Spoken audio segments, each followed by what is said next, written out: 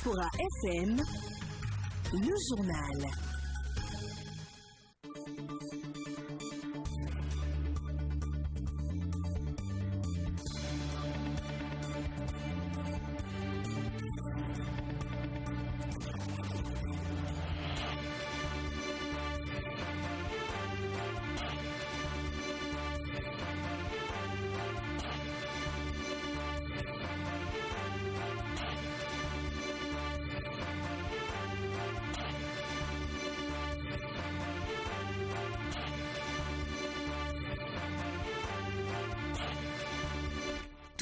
À Bozon, un arrondissement de la commune de Zakota, c'est l'heure de la grande édition du journal parlé sur la 102.3 Diaspora FM. Nous sommes mercredi 26 mai 2021. Mesdames et messieurs, bonjour. Voici le sommet de ce journal. On sait désormais tout du nouveau gouvernement du président Patrice Talon.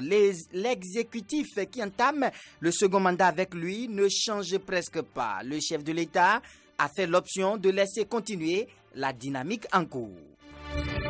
Passation de service ce mercredi 26 mai 2021 au ministère de la décentralisation et de la gouvernance locale, nommé par décret numéro 2021-257 du 25 mai 2021, Raphaël Akoteyon a été installé dans ses fonctions de ministre de la décentralisation. Le médiateur de la CEDEAO, Goodluck Jonathan, est arrivé hier, mardi 25 mai, dans l'après-midi à Bamako pour tenter de débloquer la crise provoquée par le nouveau coup de force des putschistes du mois d'août 2020. Voilà l'essentiel à développer dans cette édition. D'autres sujets vont meubler ce journal. On se retrouve juste après cette courte pause. Aristide Sethi. Bienvenue à tous et à toutes et merci d'avoir choisi la radio africaine pour vous informer. Pas de grand mouvement. Le président Patrice Talon poursuivra la mise en œuvre de son programme d'action au titre du deuxième quinquennat avec la plupart des membres de l'exécutif. Il s'est séparé de seulement 3 ministres. Sakalafia, dont le départ était attendu parce que promu à notre fonction. Marion Kakbo, débarqué de l'enseignement secondaire, de la formation technique et professionnelle, et enfin Alain Sourouroula, jusque-là ministre de la Communication. Une seule mutation est intervenue. Alassane Seydou devient ainsi l'un des ministres les plus mutés sous le régime Talon. Écoutons la nouvelle configuration du gouvernement avec le secrétaire général du gouvernement, Edouard Ouin-Ourou. Le gouvernement de la République du Bénin est composé comme suit. 1. Ministère du Développement et de la Coordination de l'Action Gouvernementale. Monsieur Abdoulaye Biotchane, ministre d'État. 2. Ministère de l'Économie et des Finances. Monsieur Romuald Wadani, ministre d'État. 3. Garde des Sceaux, ministre de la Justice et de la Législation. Monsieur Séverin Maxime Quenom. 4. Ministre des Affaires étrangères et de la Coopération. Monsieur Aurélien Aman Agbenossi. 5. Ministre de l'Intérieur et de la Sécurité publique. Monsieur Alassane Seydou. 6. Ministre du Cadre de vie et du Développement durable. Monsieur José Tonato. 7. Ministre de l'Agriculture, de l'Élevage et de la Pêche. Monsieur Kossi Gaston Dossoui. 8. Ministre de la Décentralisation et de la Gouvernance locale. Monsieur Raphaël Dossou Akoteyon. 9. Ministre du Travail et de la Fonction publique. Madame Adijatou Alaï Matisse. 10. Ministre des Affaires sociales et de la microfinance. Madame Véronique Tonifodé. 11. Ministre de la Santé. Monsieur Benjamin Ignace Baudourin Mpati. 12. Ministre de l'Enseignement supérieur et de la Recherche scientifique. Madame Eleanor Yahi, épouse Ladécan.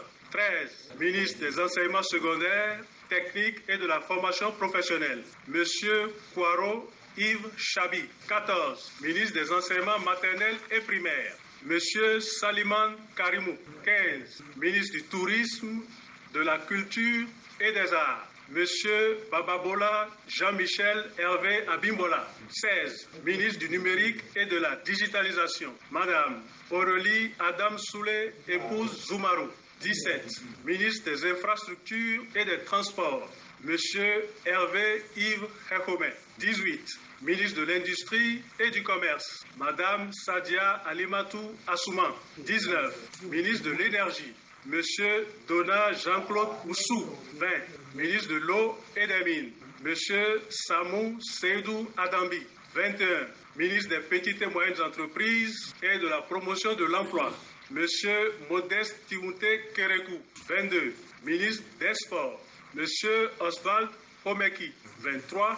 Ministre délégué auprès du Président de la République, chargé de la Défense nationale, M. Fortuné Alain Nouati. Article 2. Le présent décret qui prend effet pour compter de la date de sa signature abroge toute disposition antérieure contraire, notamment celle du décret numéro 2019. À la présidence de la République, la plupart des collaborateurs du chef de l'État ont été maintenus à leur poste. Wilfried Léand Rumbedji, quant à lui, connaît une promotion suivant la nomination prononcée à la présidence de la République. Sont nommés dans les fonctions ci-après à la présidence de la République les personnes dont les noms suivent. 1. Secrétaire général de la présidence de la République, Monsieur Pascal Irénée Koupaki, ministre d'État. 2. Conseiller spécial du président de la République, coordonnateur du bureau d'analyse et d'investigation, Monsieur Johannes Dayon. 3. Ministre conseiller aux investissements, Monsieur Ahmed Aguemon. 4. Secrétaire général du gouvernement, Monsieur Édouard Ouin-Ouro. 5. Secrétaire général adjoint du gouvernement, porte-parole du gouvernement, Monsieur Wilfried Léand Rumbedji. 6. Directeur du cabinet militaire, Monsieur Bertin Bada. Essuyant des critiques par rapport à la suppression du ministère de Communication et de la Poste suite à la formation du premier gouvernement de son second mandat, Patrice Talon est intervenu en direct sur la chaîne privée de télévision E-Télé hier mardi 25 mai 2021 pour faire montre de la pertinence de sa décision. Le chef de l'État a saisi l'opportunité pour faire quelques annonces. Patrice Talon. Ça nous appelons un peu par excès de langage ce ministère de la communication. En fait, c'est le ministère des communications, il fallait dire. Parce que le rôle de ce ministère est sectoriel donc, dans le gouvernement, le secteur des communications, s'occupe des médias, c'est vrai, des règles qui régissent les médias, de la déontologie, de la promotion des médias, que ce soit les médias publics ou les médias privés, les moyens que l'État peut apporter aux uns aux autres pour leur développement, leur formation, leur promotion, mais s'occupe également de tout ce qui est technologie de communication. Les outils, les mécanismes, les équipements de communication qui servent aussi bien aux médias publics que les médias privés. Donc en principe, ce secteur, ce ministère qui a ces prérogatives-là, devrait travailler pour l'ensemble des médias publics et privés, y compris les outils qu'utilisent donc ces médias pour leur métier, leur mission. Et si c'est le cas, est-ce que vous ne pensez pas que ce n'est pas normal qu'un tel ministère joue également le rôle de porte-parole du gouvernement? Théoriquement, c'est incompatible, parce que un monsieur ministre des Communications qui devait être neutre, qui a vocation à accompagner les médias privés et publics, de les organiser, de veiller au respect des règles, des lois, de la déontologie, d'investir pour les uns et les autres, d'investir pour les équipements, pour toutes les technologies nécessaires à la diffusion de l'information. Si ce même monsieur est en même temps chargé de la communication gouvernementale, c'est-à-dire porte-parole du gouvernement, donc chargé de la propagande du gouvernement, ce serait porter deux casquettes à la même personne, alors que les deux casquettes ne sont pas toujours compatibles. Et c'est pour ça que, en principe, on ne devrait jamais donner à un ministre chargé des communications le rôle de porte-parole du gouvernement, le rôle de celui qui fait assurer la propagande du gouvernement. Il était temps de corriger cela, mais toute chose se fait dans le timing convenable qu'on sort.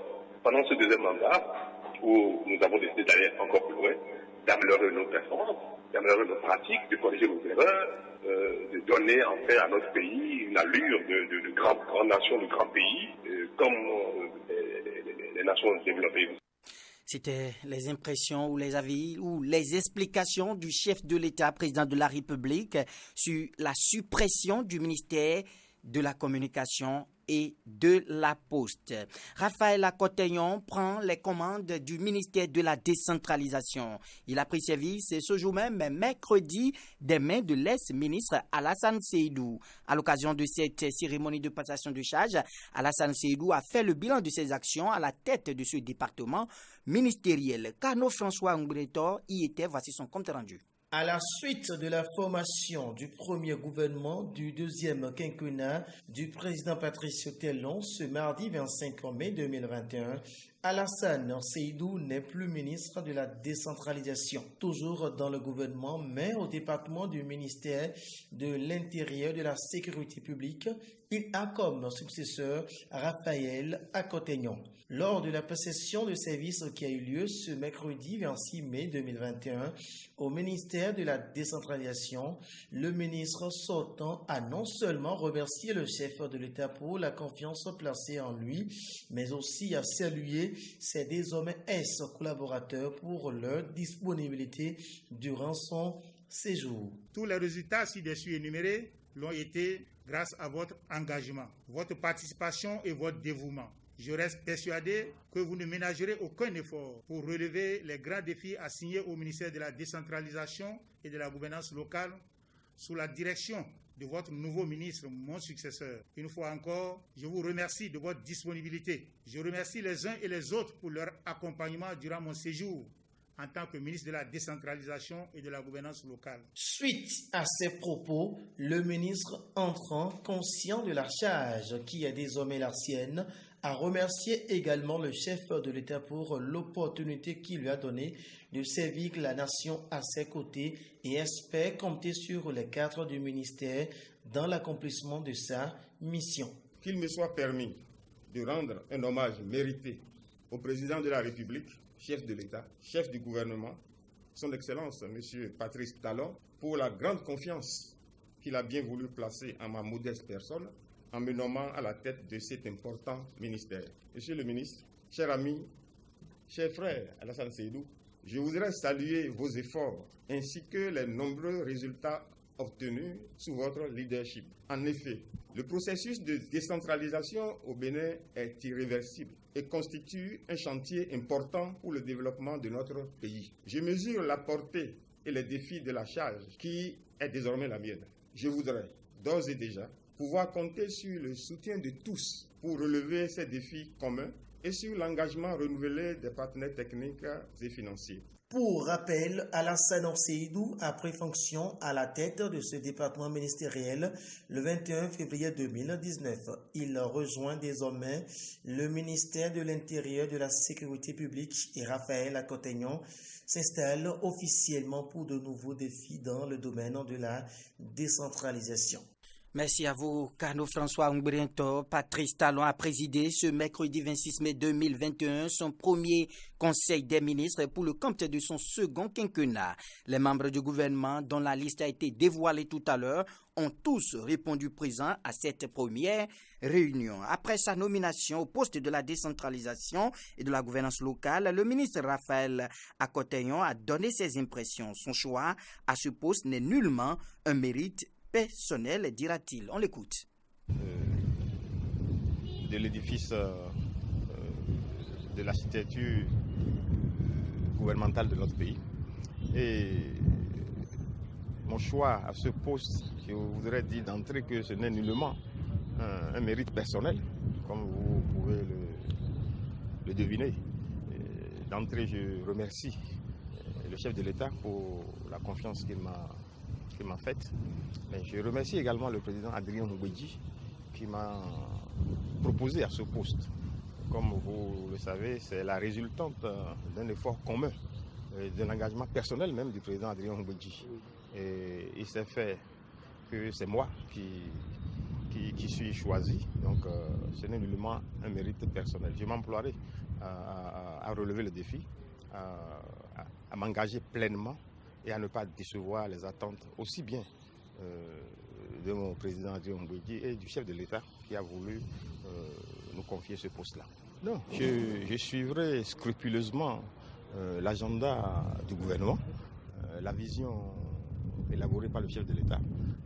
Ce n'est pas une activité partisane, c'est une mission républicaine. Donc je suivrai, disons, scrupuleusement, comme je l'ai dit, l'agenda du gouvernement et je m'emploierai à me mettre au-dessus de la mêlée quand il le faudra et à exécuter ce qu'il faut pour que notre pays avance.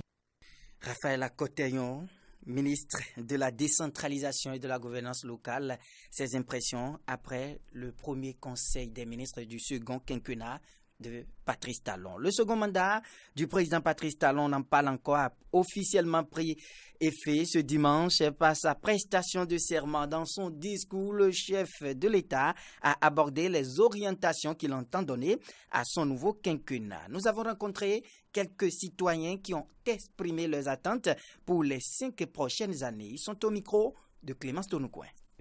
J'ai suivi à la télévision avec grand intérêt et plaisir le discours du chef de l'État. Et certaines phrases dedans m'ont beaucoup plu. Il a dit que ce mandat sera hautement social et j'espère que ça va faire sourire beaucoup de gens et beaucoup de gens espèrent quand même que les conditions de vie vont s'améliorer. On a aussi parlé de la poursuite des travaux de construction du pays et à ce niveau-là nous attendons beaucoup. Beaucoup de choses ont été déjà faites. Nous avons foi quand même à la méthode de travail du président Patrice Talon. On voit à travers le social qu'il faut distribuer de l'argent. Bon, malheureusement, c'est ce que le commun des Béninois pense. Lorsqu'on améliore le plateau technique des centres de santé, c'est du social. La couverture sanitaire, quand elle est améliorée, c'est du social. Lorsque les voies de desserte de nos marchés, les voies qui quittent les champs pour aller vers les centres-villes, les voies qui permettent d'accéder facilement au marché d'écoulement des produits, lorsqu'on les améliore, qu'on les rend beaucoup plus carrossables, beaucoup facilement carrossables, c'est du social. Et quand on va dans le domaine économique, nous avons quand même les microcrédits qui se font déjà et qui vont être forcément améliorés et renchéris. Donc tout ça aussi c'est du social. Quand on construit aussi des écoles dans des endroits où il n'y en avait pas, on réduit comme ça la distance parcourue par les enfants de certaines localités pour aller à l'école, c'est du social. Je souhaite vivement que, au cours de ce quinquennat-là, que tout ce qui a été fait déjà soit renforcé. Moi, je suis du ministère du cadre de vie. Vous savez, il y a le projet asphaltage qui est un projet phare, qui est un projet souhaité par tous les maires. Vous voyez, les stades, les marchés, tout ce que nous avons déjà fait.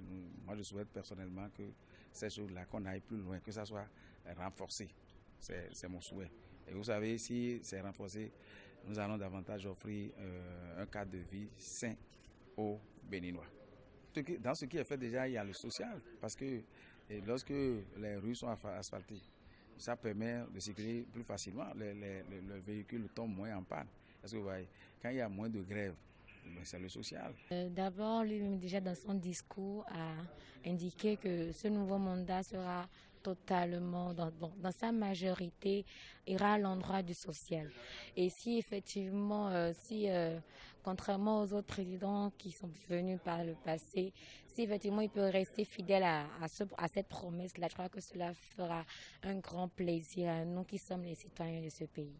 Au plan social, déjà en commençant en tant que jeunes, nous pensons plus à l'emploi.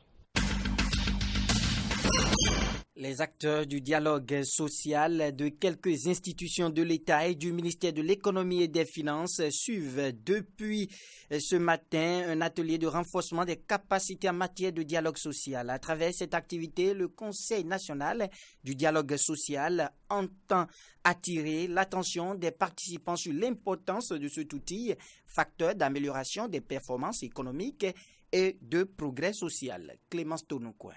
Pendant 3 jours, les membres des commissions administratives paritaires du ministère de l'Économie et des Finances, du Conseil économique et social, du médiateur de la République et de la Haute Cour de justice seront mieux outillés sur le dialogue social. L'activité s'inscrit dans la poursuite de la série d'ateliers de formation initiée l'année dernière et vise à renforcer le dialogue social dans ses dimensions bipartites et tripartites. Selon le président du Conseil national du dialogue social, Guillaume Atingbe, le présent atelier tourne autour de 5 points. Outiller les membres des commissions administratives paritaires CAP, des ministères et institutions de l'État concernés, à s'approprier leurs missions et à exercer au mieux leurs responsabilités. Sensibiliser les acteurs des ministères et institutions de l'État sur leurs missions et rôles. Familiariser les membres des CAP aux techniques de négociation, de prévention et de gestion des conflits. Donner aux membres du CAP les moyens d'appréciation du climat social au plan sectoriel. Échanger avec les membres des CAP sur les outils de performance d'une structure de dialogue social et sur quelques thématiques d'actualité ou essentielles à aborder pour mieux participer aux grandes décisions relatives aux politiques publiques. Le représentant du ministre de l'Économie et des Finances a fait remarquer que cet atelier vient à point nommé. Pour Omer Gavi, la bonne conduite des activités pour l'atteinte des objectifs sectoriels dépend d'un bon dialogue social. Chers participants, en votre qualité de membre des commissions administratives paritaires d'institutions et ministères de la République, votre responsabilité est grande dans la réussite du dialogue social dans vos administrations respectives. Je vous exhorte donc à profiter de ces 3 jours d'atelier pour accroître votre expertise en matière de dialogue social afin de pouvoir mener votre exaltante mission avec efficacité. Pour sa part, Bouraïma Malekhossou, représentant des travailleurs, a invité ses pairs à dévoiler les problèmes auxquels ils sont confrontés dans les administrations afin que des solutions adéquates soient trouvées. La commune d'Alada abrite du 25 au 28 mai 2021 une rencontre des directeurs départementaux de l'industrie et du commerce. Il s'agit de la première rencontre au titre de l'année 2021 axée sur le thème propriété intellectuelle et développement industriel au Bénin. Les travaux de l'ouverture officiels ont été lancés par le secrétaire général de la préfecture d'Alada. Le reportage est signé Laurent Roland Kodjo-Tonenkes. Les directeurs départementaux de l'industrie et du commerce du Bénin sont en conclave à Alada. Cette rencontre, la première de l'année 2021, est organisée par la direction départementale de l'industrie et du commerce des départements de l'Atlantique et du littoral. Il est revenu au maire d'Alada de souhaiter la bienvenue aux participants de cette rencontre dans sa ville. La tenue de cette assise sur la terre d'Alada, juste au lendemain de l'investiture du président de la République, nous donne une fois de plus l'assurance que les promesses du chef de l'État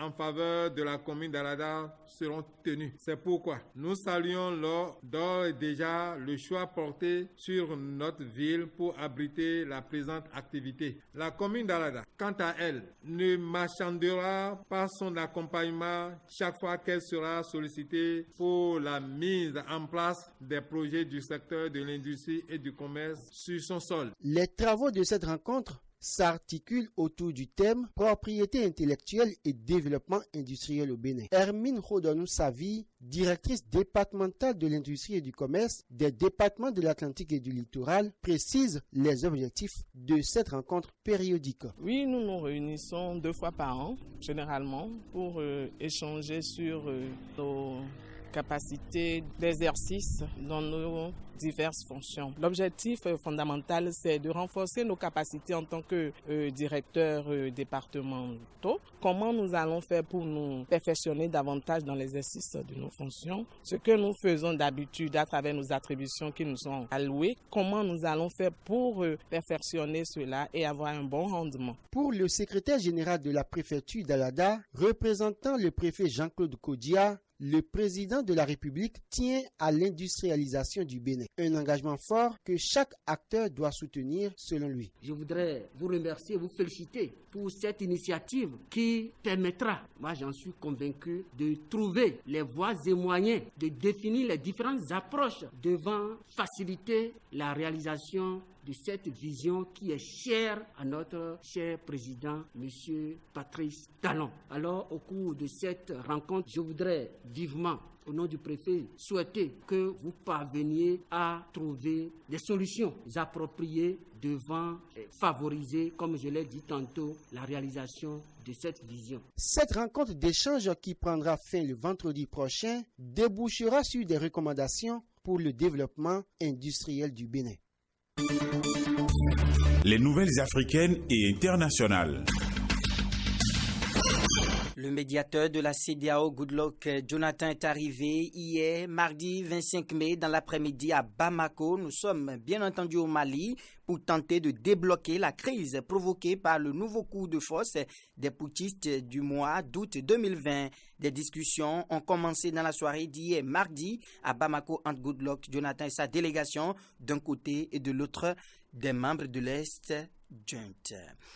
À Kinshasa, devant la haute cour militaire, le procès des massacres de Nyumbi en décembre 2018 s'est ouvert hier, mardi 25 mai. À peine la première audience ouverte, les parties civiles et les avocats de la défense ont demandé le report.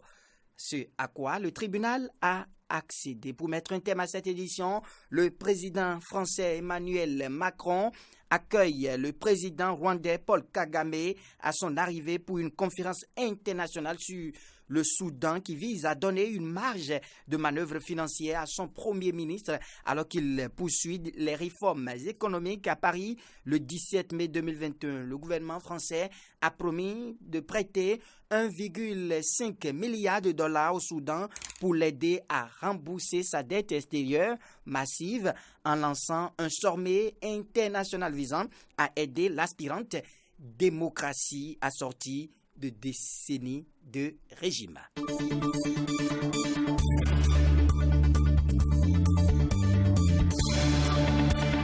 C'est la fin de cette grande messe de l'information sur la 102.3 pour le compte de la mi-journée de ce mercredi 26 mai 2021. Direction technique, il s'appelle Gérard Onsa. Présentation Aristide Setting. Mais avant de partir, retenez cette belle pensée de Henri-Frédéric Amiel. Je cite: la confiance, une fois détruite, détruit avec l'estime, l'amour et avec l'amour, la paix. La confiance, une fois détruite, détruit avec l'estime, l'amour et avec l'amour, la paix. On se retrouve dans 3 minutes pour votre émission Réaction à l'actualité.